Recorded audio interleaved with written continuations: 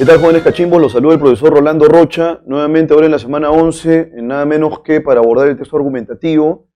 En cierta medida, el texto de Descartes podría ser considerado un texto en el que él trata de esgrimir, según su posición y además siguiendo la lógica de la época, argumentos sólidos respecto de lo que él considera un procedimiento, un descubrimiento personal que hace posible, a su vez, obtener conocimiento, ¿no?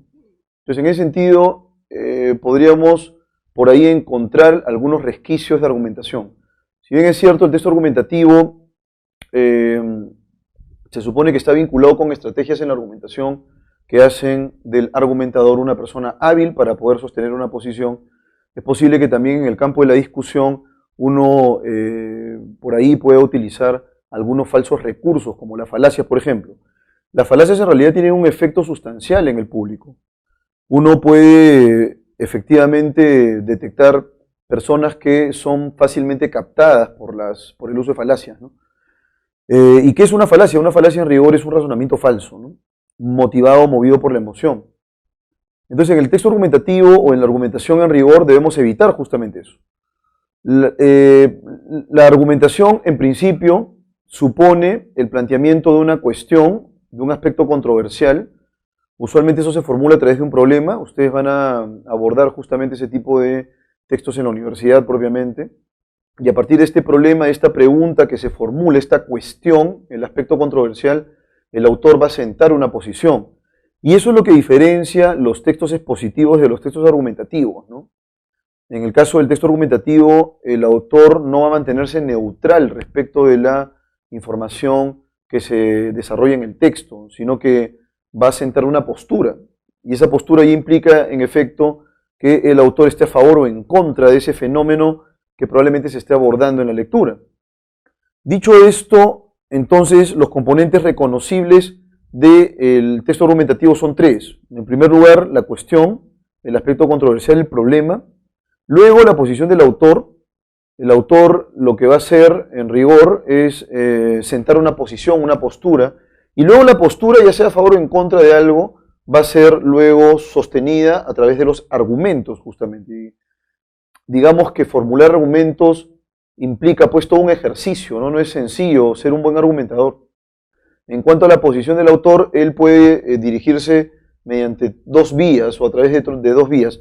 La vía de la comprobación o comprobatio y la vía de la refutación o confutatio. Es decir, el autor puede desarrollar el discurso argumentativo sobre la base de la comprobación de lo que él considera que es válido, o en su efecto la argumentación también implica, más bien respecto a una posición, que el autor rechace esa posición, y a partir del rechazo él establece ciertos argumentos que son de carácter razonable, ¿no? Entonces lo que vamos a hacer a continuación, jóvenes cachimbos, ya que el texto argumentativo es uno de los textos más importantes, es razonar los contenidos textuales en esta semana 11 a partir de tres actividades. Luego de ello vamos a resolver un texto más en la sección B y finalmente un texto en inglés para cerrar esta semana 11. Muy bien, jóvenes, entonces aquí tenemos justamente los tres elementos de la argumentación que ya habíamos señalado. La cuestión, podríamos formularla en términos de una pregunta. La pregunta inicial, que es la que define los aspectos temáticos de la lectura argumentativa, ya sea a través de la comprobación o de la refutación, ¿no? Ahí tenemos probatio o confutatio. ¿Y a qué cosa implica eso? Que el autor puede comprobar que su hipótesis es razonable o su posición es razonable. Y en el caso de la confutatio implica que el autor del texto más bien va a contradecir, se va a contraponer respecto de la posición de otro autor. Vamos ahora con los argumentos. Las razones plausibles, dice aquí, que se esgrimen para sustentar la posición. Efectivamente, en el campo de la argumentación las ideas tienen que estar bien articuladas, hay un sustento objetivo, ¿sí? Y además puede implicar también que exista evidencia al respecto, ¿no? Entonces la información que se maneja es una información sólida, así de concreto. Entonces tenemos esos tres aspectos. Entonces vamos con el texto argumentativo. Una disciplina totalmente autónoma no puede formar parte del sistema de las ciencias, ya que éstas se solapan parcialmente y se influyen recíprocamente como corresponde a los componentes de un sistema único, en este caso el sistema científico.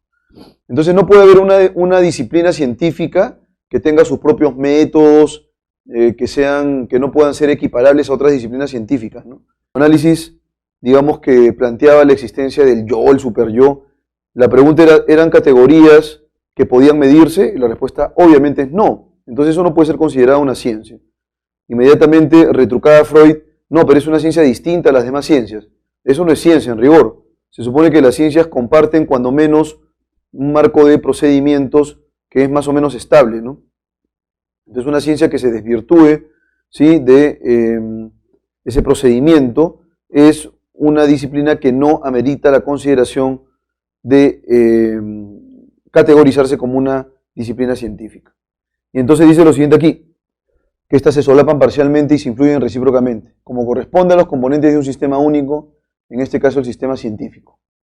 Por supuesto que es necesaria una cierta división del trabajo, pero esta no debe llevarse al extremo de aislar unas ciencias de las otras, porque toda división del trabajo es en gran parte convencional. A medida que se comprende mejor el carácter artificial de dicha división del trabajo, se facilita la integración de la psicología con la neurobiología. Entonces ahí tenemos un estudio interdisciplinario. La endocrinología, la inmunología, la medicina, la antropología, la sociología y las ciencias de la educación. De alguna manera pueden establecerse sinergias entre esas disciplinas científicas. El aislamiento de una disciplina del sistema total de las ciencias es un indicador fidedigno de su carácter no científico. Eso es lo que les había dicho hace un momento, ¿no? Piénsese en la parapsicología y el psicoanálisis, ambos incompatibles con la psicología y la biología.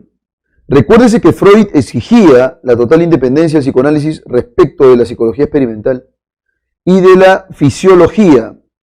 Llegó a proponer la creación de una facultad de psicoanálisis en la que no habría biología ni sociología, pero en cambio habría disciplinas humanísticas.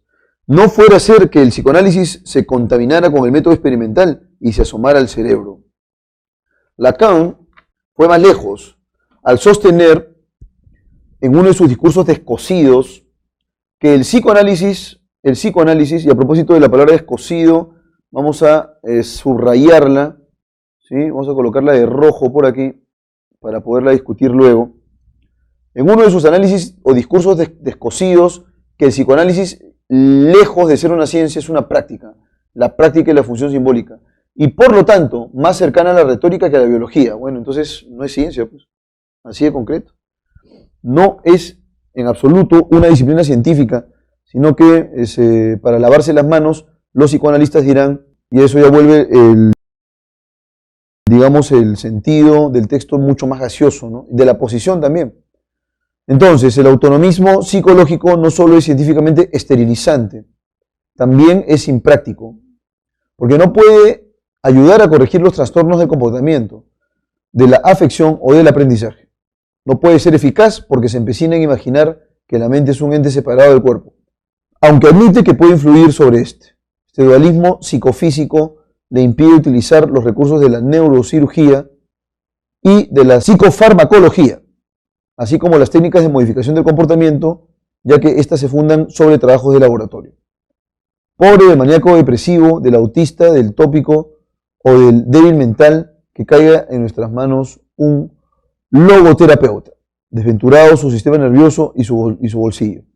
En resumen, no se le dé mérito alguno a la tesis de la autonomía de la psicología, consagra el mito de la inmaterialidad de la psique, prohíbe la investigación biológica de los procesos mentales y favorece el desarrollo de un enfoque que se aleja de la ciencia y se anida en la estéril pseudociencia. Muy bien. El autor entonces, además de definir, queridos cachimbitos, en qué casos estamos frente a un texto, a una disciplina científica y en qué casos no.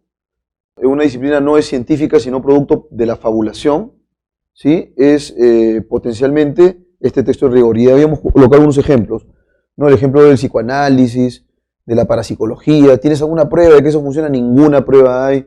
O en todo caso, las evidencias anecdóticas devienen en pruebas, ¿sí? Vamos ahora a la resolución de las preguntas de opción múltiple. Bueno, señores, el texto argumentativo de modo medular rebate que la añeja historia filosófica del psicoanálisis, la tarea de la autonomía de la psicología, el formalismo en la metateoría psicológica, las especulaciones sobre la mente humana, el enfoque integrado del sistema científico. La clave correcta aquí, recontra sencilla, es la alternativa B. La tesis de la autonomía de la psicología. Ahora nos dicen aquí la palabra descosidos. ¿Qué connota entonces en la pregunta número 2 la palabra descosidos? Y aquí en el texto señalan lo siguiente. Les había pedido además que ustedes subrayen esa palabra. Fue más lejos, dice aquí, Lacan, que era un discípulo del psicoanálisis, un aborto del psicoanálisis, fue más lejos de sostener en uno de sus discursos descosidos que el psicoanálisis, lejos de ser una ciencia, es una práctica, la práctica de la función simbólica, y por lo tanto más cercana a la retórica que a la biología. O sea, no era ciencia, así de concreto. Pero probablemente para Lacan sí existía algún tipo de conexión con el quehacer científico. Bueno, en ninguno de sus escritos ese puede ser, digamos, un requisito. La palabra descosidos, ¿qué cosa connota entonces? Ingenuidad, connota ambigüedad, resiliencia, incoherencia, intertextualidad. La clave correcta sería la alternativa de incoherencia. Es un enajenado, probablemente, lo dice aquí, el que considere que el psicoanálisis lo que nos permite es abordar científicamente algún fenómeno, no aborda científicamente ninguno, así de concreto.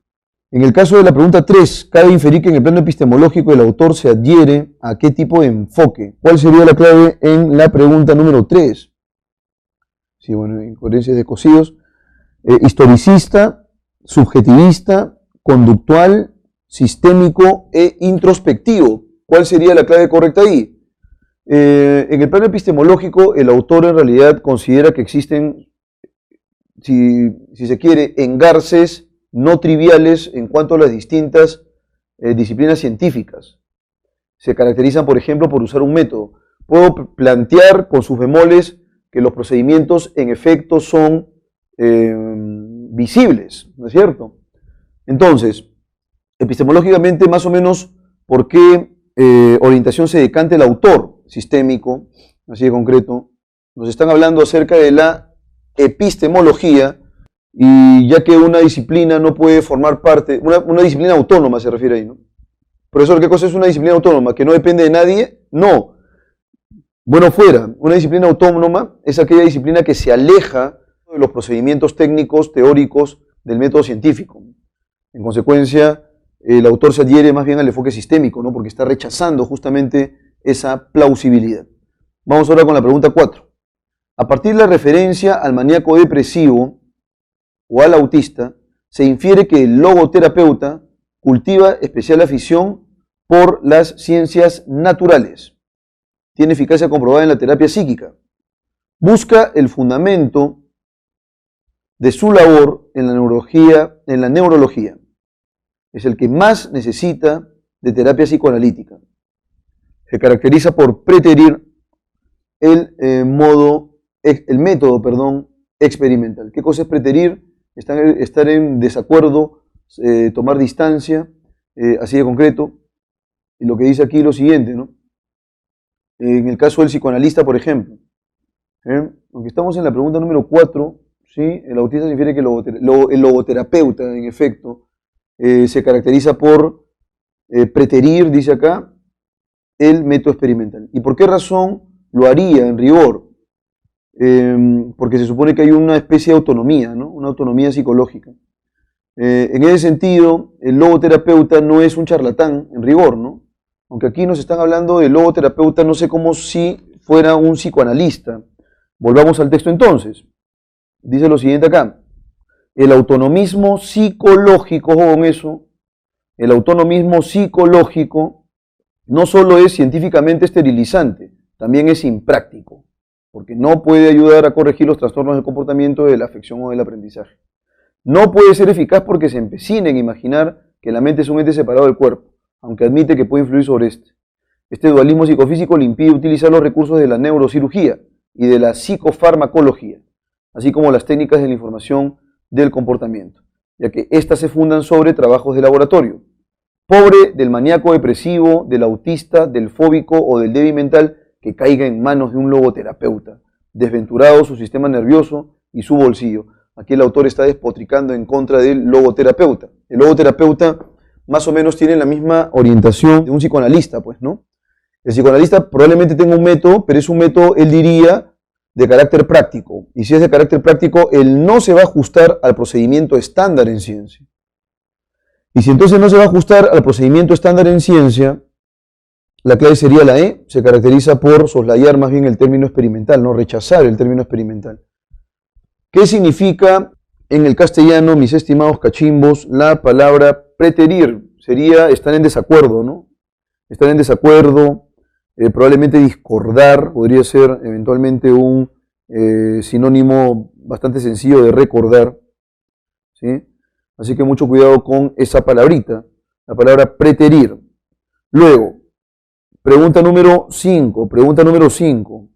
Si un lingüista sostuviera que la ciencia del lenguaje debe ser autónoma y rechazara en consecuencia un enfoque biolingüístico, si es autónoma, en realidad va a ser objeto de fracaso, ¿no? Así de concreto. Porque se supone que el método científico, en términos relativamente abstractos, es igual para todas las ciencias, con sus bemoles, obviamente, ¿no? O sea, la parte experimental en física va a ser distinta a la parte experimental en lingüística, y así en concreto. Entonces lo que nos están pidiendo aquí es que determinemos qué pasaría si un lingüista sostuviera que la ciencia del lenguaje debe ser autónoma y rechazara en consecuencia un enfoque interdisciplinario, ¿no? Un enfoque biolingüístico. En primer lugar, su visión de los fenómenos sería sesgada, no tendría un espectro amplio de acción y por consiguiente no sería considerada una disciplina científica, ¿no? Las disciplinas científicas, por supuesto que siguen dentro de lo que cabe, ¿sí? Dentro de lo que cabe el método estándar en ciencia, ¿no?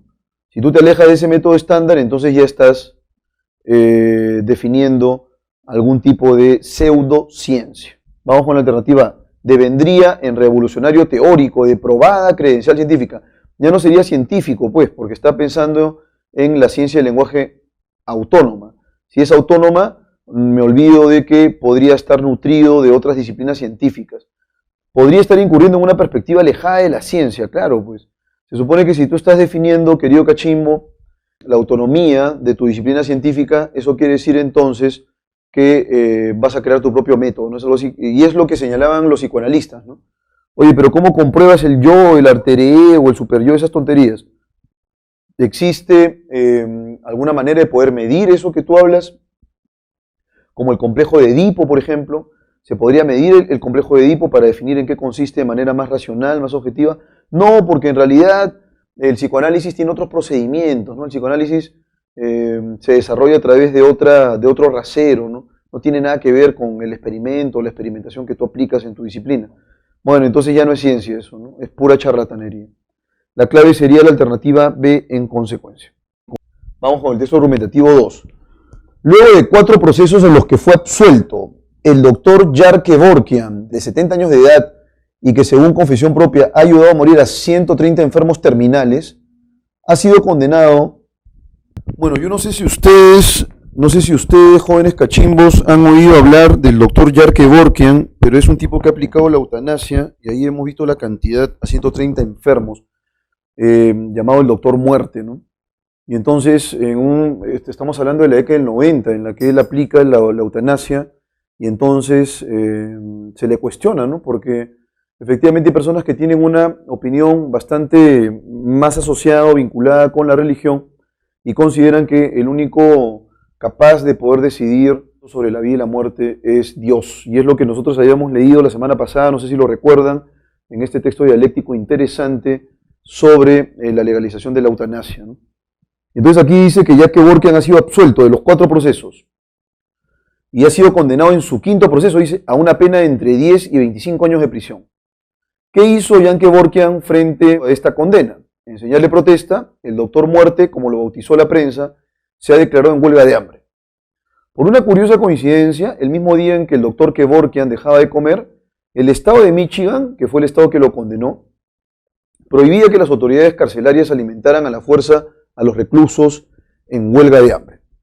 Deberán limitarse a explicar por escrito al huelguista las posibles consecuencias mortales de su decisión. Con impecable lógica, los abogados de Kevorkian preguntan si esta política oficial del Estado con los huelguistas de hambre no equivale a asistir a los suicidas, es decir, a practicar el delito por el que el célebre doctor se halla entre rejas. Miren, increíble esta manera de poder retrucar la acusación por la cual, Jar Kevorkian ha sido condenado, ¿no? En principio, el estado de Michigan lo condena a entre 10 y 25 años de prisión por infligirle la muerte a algunos enfermos terminales y de pronto lo dejan a él morir de hambre. Es una abierta contradicción. Entonces los abogados de Kevorkian le dicen que qué sentido tiene esta política oficial del Estado con los huelguistas de hambre. Lo que estás haciendo tú ahí es darle la razón, ¿no es cierto?, al huelguista para que muera. Y más bien no estás interviniendo para poder salvarle la vida. O sea, estás practicando exactamente el mismo delito por el cual este célebre doctor se halla entre rejas. Aunque había algo macabro en sus apariciones televisivas, en su falta de humor, en su temática unidimensional, Jack Kevorkian es un auténtico héroe de nuestro tiempo, porque su cruzada a favor de la eutanasia ha contribuido a que este tema tabú salga de las catacumbas, salte a la luz pública y sea discutido en todo el mundo. Su cruzada, como él la llamó, ha servido para que mucha gente abra los ojos sobre una monstruosa injusticia, que enfermos incurables, sometidos a padecimientos indecibles, que quisieran poner fin a la pesadilla que es su vida, sean obligados a seguir sufriendo por una legalidad que proclama una universal obligación a vivir. Se trata, por supuesto, de un atropello intolerable a la soberanía individual y una intrusión del Estado reñida con un derecho humano básico. Decidir si uno quiere o no vivir, el problema fundamental de la filosofía, escribió Camus en el mito de Sísifo, es algo absolutamente personal. Una elección donde la libertad del individuo debería poder ejercitarse sin coerciones y ser rigurosamente respetada. Por lo demás, es un acto cuyas consecuencias solo atañen a quien lo ejecuta. Entonces vamos a subrayar en principio aquí en el primer párrafo, si me permiten, la palabra impecable, que es una palabra por la cual van a preguntar en el texto argumentativo 2. Vamos a ver entonces cuál sería la resolución de este texto argumentativo interesante también. Dice lo siguiente: a partir del caso del doctor Kevorkian, el autor esgrime un argumento a favor de qué. Vean ustedes que empieza, al parecer, en clave expositiva el texto, ¿no? Nos manifiesta, nos brinda información acerca de quién es el doctor Kevorkian, más o menos cuál ha sido el devenir de la condena por el crimen que se le imputó y las implicancias de la huelga de hambre a propósito de un cambio de régimen legal ahí en el estado, ¿no es cierto?, de Michigan, que ha sido el estado en el cual se le condenó. Pero luego el autor del texto ya en el segundo párrafo se decanta por considerar que el doctor Kevorkian es un héroe. Nos dice aquí, es un héroe de nuestro tiempo, ¿no? Y por ahí él recurre a la cita de Albert Camus acerca del mito de Sísifo. Es decir, nosotros tenemos una capacidad de elección y esa capacidad de elección debería ser inalienable, lo cual quiere decir que el Estado no tiene por qué entrometerse, es decir, no debería haber ningún tipo de coerción o limitación de nuestra libertad para elegir si queremos vivir o no. Sobre todo en aquellos casos en los cuales las enfermedades terminales, más que asegurar una calidad de vida en los individuos, supone más bien todo un tormento. ¿Sí? Bueno, y entonces lo que tenemos aquí, vamos a ver, esta idea debido colocarlo ahí arriba, se repite en todas las claves, vamos a colocar aquí a favor de la huelga de hambre como un derecho de protesta. No, no es la huelga de hambre, sino el autor más bien se decanta por la consideración de que la eutanasia debería ser considerada sin ningún tipo de presiones ni limitaciones del Estado como parte de nuestra capacidad para elegir, ¿no? La responsabilidad de la institución sobre el Estado, no, eso no es lo que el autor determina o define a través de su argumentación. La discusión de los temas primordiales de la filosofía, tampoco, no tiene nada que ver los temas primordiales de la filosofía, tiene que ver en rigor sobre la muerte asistida y la decisión que uno puede tomar para decidir morir. Eutanasia como un derecho básico del ser humano, ahí está la clave, es la eutanasia el concepto transversal, ¿no? Eutanasia. Y sobre la base de ese concepto, el autor se permite establecer argumentos a favor de esta como un derecho básico del ser humano. ¿Cuál sería el sentido contextual de la palabra impecable? Les dije que por favor la subrayen, dice lo siguiente acá. Con impecable lógica, los abogados de Kevorkian le dicen al estado de Michigan, a ver, ustedes lo han encarcelado a nuestro patrocinado, básicamente porque él ha asistido a personas para que mueran, personas con enfermedades terminales. Y es exactamente lo mismo que están haciendo ustedes al permitir que él muera de hambre, porque está en huelga de hambre y lo decidieron que él elija, ¿no es cierto? Le hicieron firmar simplemente un permiso para eximirse de culpa. Y entonces los abogados razonaron con impecable lógica, dice aquí. Impecable adquiere el sentido contextual de impecable es literalmente limpio, ¿no? Pero la lógica puede ser limpia. Y aquí tenemos las claves. Higiénica, hermosa, irrebatible, poética y especiosa. Especioso puede ser engañoso, aunque también puede ser bello, hermoso. La clave correcta es la alternativa C, irrebatible. Seguimos. No se condice con el texto formular que el doctor Kevorkian en varios procesos fue considerado inocente, ha considerado que su condena es injusta, ha iniciado una campaña por la eutanasia, empezó una huelga de hambre en prisión, se refiere a individuos en estado comatoso. Entonces, la clave correcta, ¿cuál sería aquí? Es decir, el autor de esta práctica de eutanasia a más de 130 pacientes espera que ellos estén en coma para asistirlos a esta muerte voluntaria. No, porque de hecho, si tú asistes a un enfermo de manera voluntaria que muera, no es cuando éste está en coma. Y bien, entonces, ¿cuál sería la aseveración incompatible?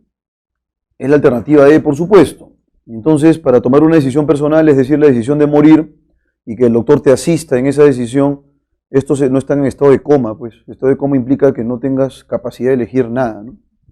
Entonces, la clave correcta sería la alternativa E. 4. Se desprende del texto que la actitud del autor respecto a la eutanasia es favorable, contraria, ambigua, es decir, sí pero no, indecisa, reservada, es decir, no manifiesta una posición. La posición de él es abiertamente favorable, ¿no? Él está de acuerdo, incluso lo considera ya Kevorkian como un héroe, dice ahí, de nuestra época. Pregunta número 5. Si luego de una profunda reflexión acerca de la fatalidad de la vida, un individuo terminara por suicidarse, sería considerado por Camus como sencillo, es una persona que ha reflexionado, entonces dice aquí, y a partir de esa reflexión, entonces ha decidido morir, pues, un ser macabro unidimensional, un héroe con severa locura, eso es insania, locura, una persona de aspecto, de talante, de cariz, de naturaleza filosófica, un sujeto digno de mucha lástima, un poeta con una fina sensibilidad.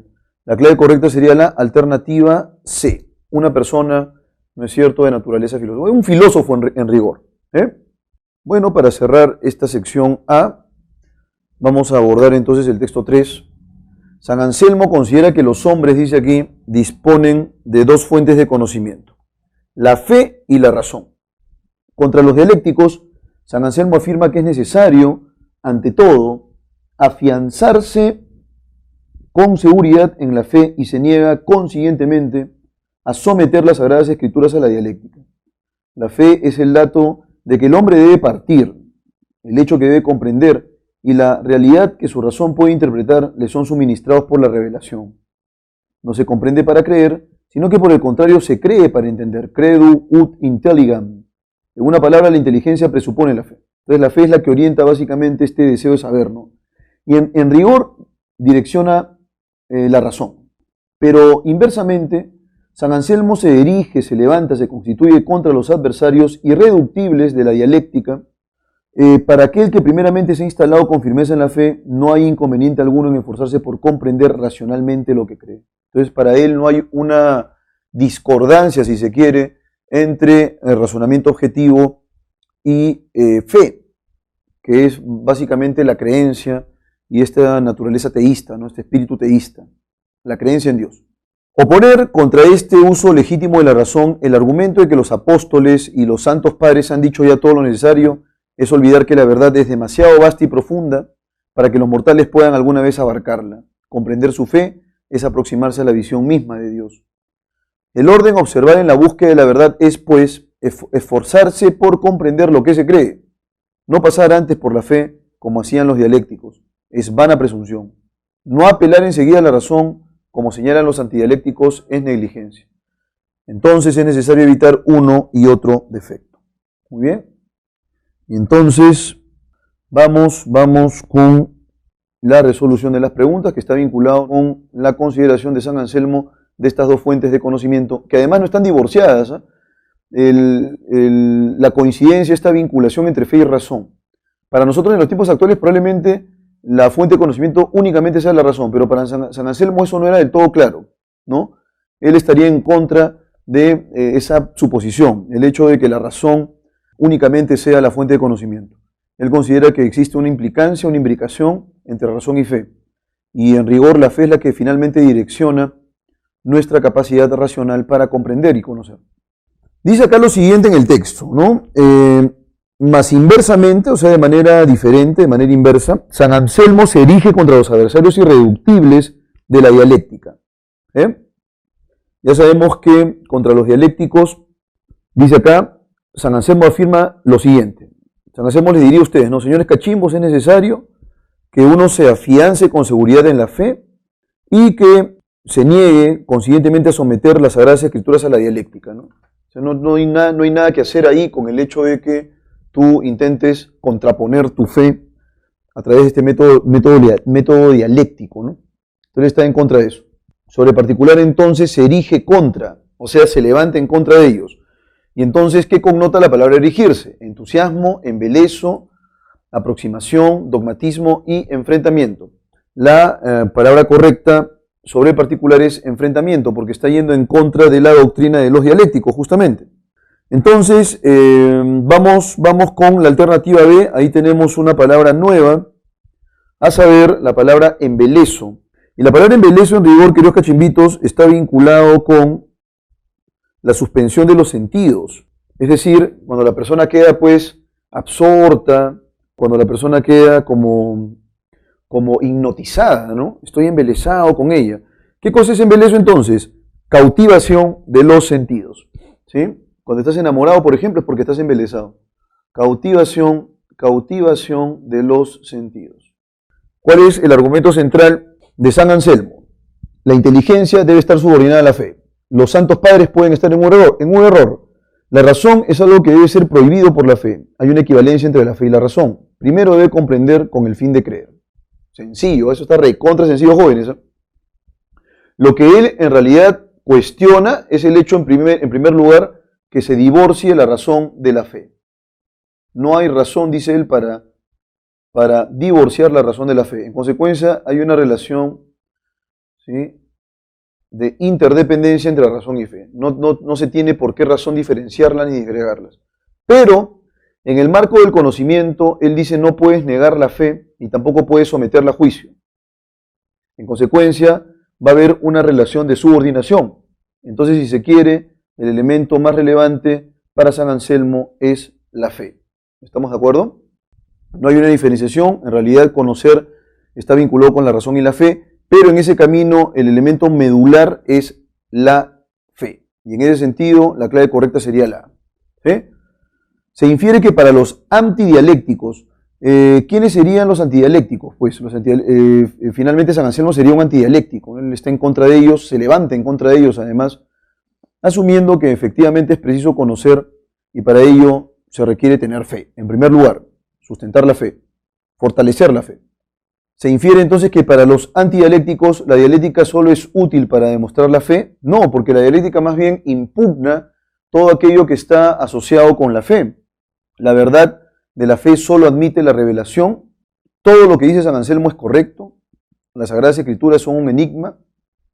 La razón puede complementar la creencia.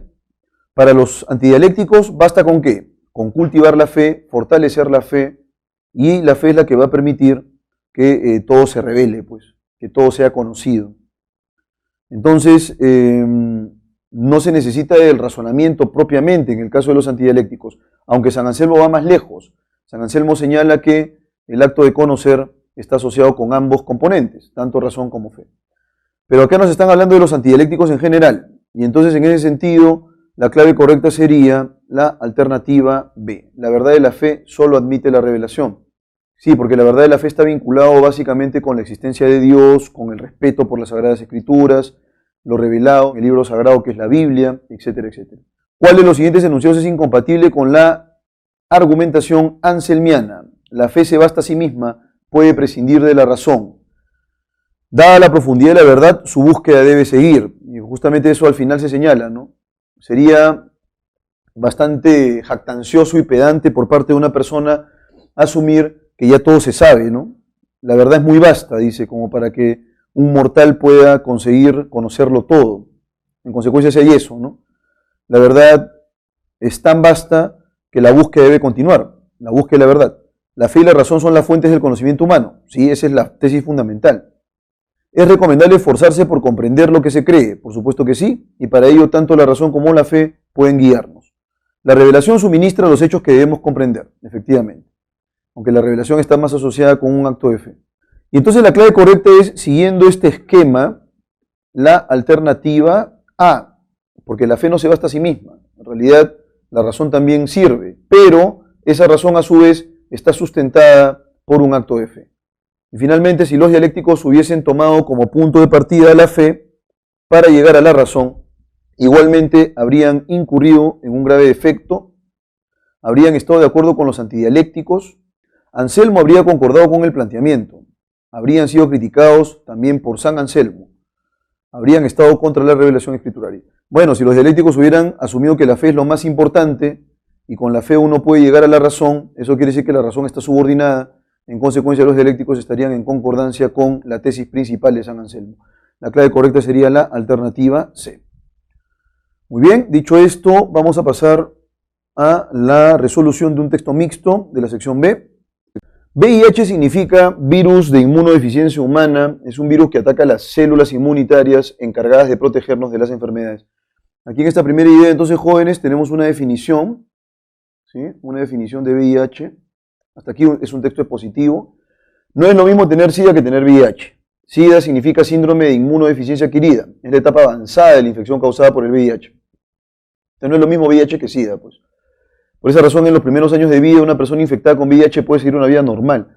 Y entonces, si no ha sido diagnosticada con VIH y probablemente llegue a las últimas de la enfermedad, entonces eso ya implique una muerte segura, ¿no?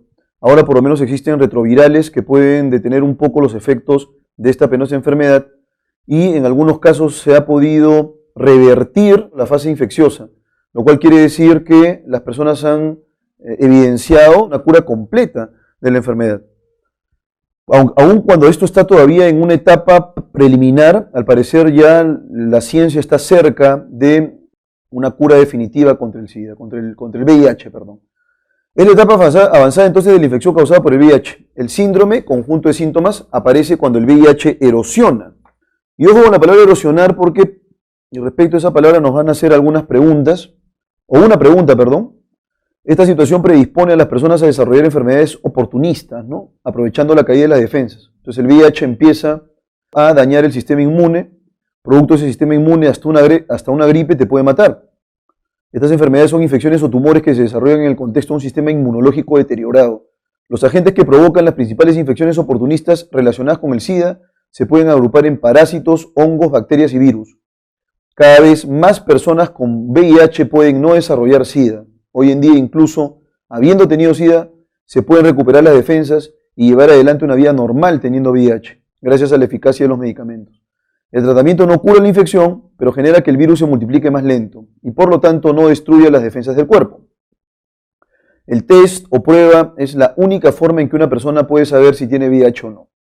Y en el caso de diagnosticarlo tempranamente, tener mayores posibilidades de mantener una calidad de vida óptima a partir de tratamientos que en nuestro país son gratuitos. Se puede acceder a él de forma gratuita en cualquier hospital o centro de salud públicos del país. Los distintos tipos de test de VIH disponibles brindan resultados confiables de manera muy rápida y sencilla con solo una muestra de sangre.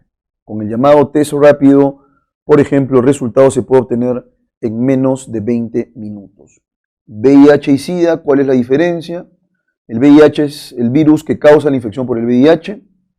El VIH daña el sistema inmunitario al destruir las células CD4. ¿Y de qué se encargan las células CD4? Forman parte del sistema inmunitario. El VIH ataca y destruye las células CD4. La pérdida de este tipo de células dificulta al cuerpo combatir infecciones, ¿no? Por eso una infección muy sencilla de tratar, si las defensas están muy bajas, puede ser realmente mortal. Años sin medicamentos para tratar el VIH. Ahí tenemos, ¿no? 2, 4, 6, 8, 10, 12 años. El SIDA es la última etapa de la infección por el VIH. A medida que la infección por el VIH se convierte en SIDA, incrementa la concentración del VIH en el cuerpo y disminuye la cantidad de células CD4. Los medicamentos para tratar el VIH pueden evitar que dicha infección se convierta en SIDA. Sin los medicamentos contra el VIH se convierte en SIDA en unos 10 o de 10 a 12 años, ¿no? Ese es el intervalo, digamos. Aquí tenemos información, así que ya saben, jóvenes, hay que estar muy atentos con esto, es información muy importante, muy relevante, y sobre todo ahora lo único que cabe, ¿no es cierto?, es la prevención, y si es la abstinencia, tanto mejor, ¿no? Aunque en realidad eso es un escenario ideal, dudo mucho que se pueda cumplir. Vamos entonces con la resolución de este textito. Se puede afirmar que el objetivo primordial que persigue el texto ¿cuál es? ¿Cuál es? ¿Cuál sería el objetivo medular, el objetivo principal? Bueno, lo que hace el texto a través de una clave expositiva, porque el autor no es que esté tomando partido por nada, es establecer un distingo, ¿no?, entre el VIH y el SIDA. Incluso la imagen también nos da, la infografía nos da información acerca de ello, ¿no? ¿En qué consiste la fase VIH y en qué consiste el SIDA? Que es la fase final, ¿no? Y entonces hay toda una información aquí que es relevante. Entonces vamos con la alternativa A, dice acá, esclarecer las principales características del virus de inmunodeficiencia, no, porque también se menciona la fase de SIDA. Explicar cómo atacan las enfermedades oportunistas a los infectados, tampoco. Lo que hay es una descripción de hechos, de eventos. Elucidar el estadio final de la infección, o sea, concentrarse en el SIDA, tampoco esa es la clave. Distinguir de manera expositiva entre el VIH y su etapa final, el SIDA. Esa es la alternativa correcta del texto. Efectivamente, lo que el autor está distinguiendo es el VIH y la infección final, ¿no es cierto?, que está generada por la disminución alarmante de células CD4, que son las que se encargan de tener nuestras defensas en acción. Ahora, erosionar. Nos piden aquí por erosionar, les había dicho que marquen esa palabra. Dice lo siguiente: el síndrome aparece cuando el VIH se refiere al SIDA, el síndrome de inmunodeficiencia adquirida. Aparece cuando el VIH erosiona las defensas del cuerpo. ¿Qué cosa implica erosionar? ¿O qué significa erosionar? Dañar, disminuir, deteriorar. Y entonces la clave correcta sería la alternativa B, deteriorar, dañar.